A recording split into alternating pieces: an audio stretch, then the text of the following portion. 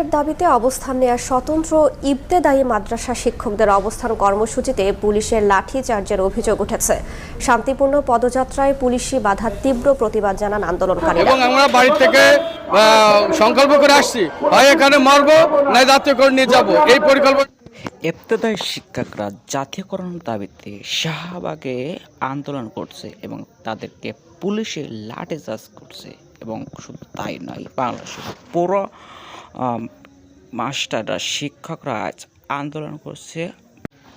আন্দোলনে পুলিশের লাঠিচার্জকে তীব্র আঘাত ধারণ করছে বলে তারা দাবি করছে। মরবো নাই জাতীয়করণ নিয়ে যাব, এই পরিকল্পনা নিয়ে আমাদের ছেলে বউ বাচ্চা মা ভাই বোন সবার থেকে আমরা নিয়ে আসছি, হয় আমাদের জাতীয়করণ নয় আমাদের মরণ। ইবতেদায়ী মাদ্রাসা সরকারিকরণ না হওয়ায় বেতন পান না তারা। বিশেষ করে যারা ইবতেদায়ী তাদেরকে লাঠিচার্জ করে পুলিশে বিচ্ছিন্ন করে দিয়েছে। আপনারা দেখতে পাচ্ছেন সেখানকার বর্তমান ছাত্ররা দেশ চালাচ্ছে এবং শিক্ষকরা আজ আন্দোলন করছে। দেশটা কোথায়